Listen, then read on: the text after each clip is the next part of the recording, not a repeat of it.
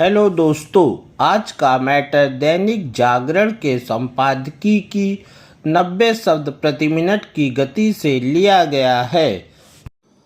आज का समाज तकनीक के शिखर पर है, लेकिन मानवीय संवेदनाओं के स्तर पर पीछे छूटता दिखाई दे रहा है।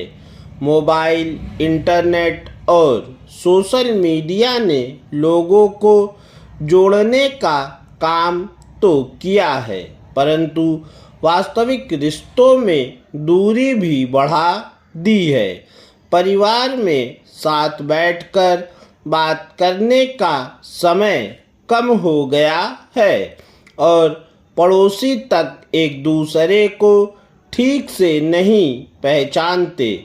सबसे चिंताजनक स्थिति युवाओं और बच्चों की है।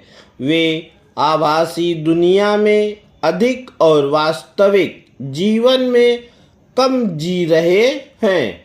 इसका असर उनके व्यवहार, स्वास्थ्य और सोच पर साफ दिखाई देता है। बुजुर्ग स्वयं को अकेला महसूस कर रहे हैं, जबकि नई पीढ़ी तेज रफ्तार जीवन में भावनात्मक संतुलन खोती जा रही है। इसके साथ ही समाज में अशुद्धता और स्वास्थ्य की भावना भी बढ़ रही है। छोटी छोटी बातों पर विवाद, हिंसा और नफरत फैलने लगी है। हम अधिकारियों की बात तो करते हैं, लेकिन कर्तव्यों को भूलते जा रहे हैं। स्वच्छता, पर्यावरण संरक्षण, महिला सम्मान और कमजोर वर्गों की सहायता जैसे विषय केवल भाषणों तक सीमित रह गए हैं।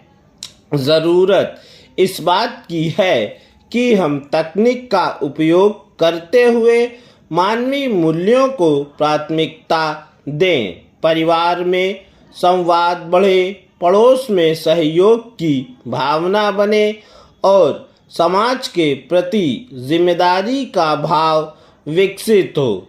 शिक्षा संस्थानों में नैतिक शिक्षा को मजबूत किया जाए और युवाओं को सामाजिक सेवा से जोड़ा जाए। एक संवेदनशील और सशक्त समाज तभी बनेगा जब हर व्यक्ति अपने छोटे छोटे प्रयासों से बड़ा बदलाव लाने की सोच रखे। बदलाव सरकार से नहीं, हम सभी से शुरू होता है। आज विश्व व्यवस्था तेजी से बदल रही है। यूक्रेन युद्ध, मध्य पूर्व तनाव, चीन अमेरिका प्रतिस्पर्धा और वैश्विक आर्थिक अनिश्चितता ने अंतर्राष्ट्रीय संबंधों को जटिल बना दिया है। शक्तिशाली राष्ट्र अपने हितों को प्राथमिकता दे रहे हैं, जबकि छोटे और विकासशील देशों पर इसका सीधा असर पड़ रहा है। ऐसे समय में भारत एक संतुलित और जिम्मेदार वैश्विक शक्ति के रूप में उभर रहा है। भारत ने वसुधैव कुटुंबकम की भावना के साथ संवाद, सहयोग और शांति का रास्ता अपनाया है। चाहे G20 की अध्यक्षता हो या विकासशील देशों की आवाज़ उठाना, भारत ने स्पष्ट कर दिया है कि वह केवल अपने लिए नहीं बल्कि पूरी दुनिया के लिए सोचता है। हालांकि वैश्विक मंच पर चुनौतियां भी कम नहीं हैं। जलवायु परिवर्तन, ऊर्जा संकट, आतंकवाद और साइबर सुरक्षा जैसे मुद्दे सभी देशों के लिए गंभीर खतरा बने हुए हैं।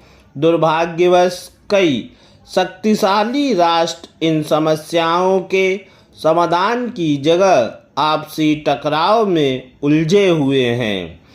आज आवश्यकता है कि अंतर्राष्ट्रीय समुदाय टकराव नहीं, सहयोग का मार्ग चुनें। संयुक्त राष्ट्र जैसी संस्थाओं को अधिक प्रभावी बनाया जाए और विकासशील देशों को निर्णय प्रक्रिया में उचित भागीदारी मिले। हथियारों की होड़ के बजाय मानव कल्याण पर निवेश होना चाहिए। पूर्ण विराम।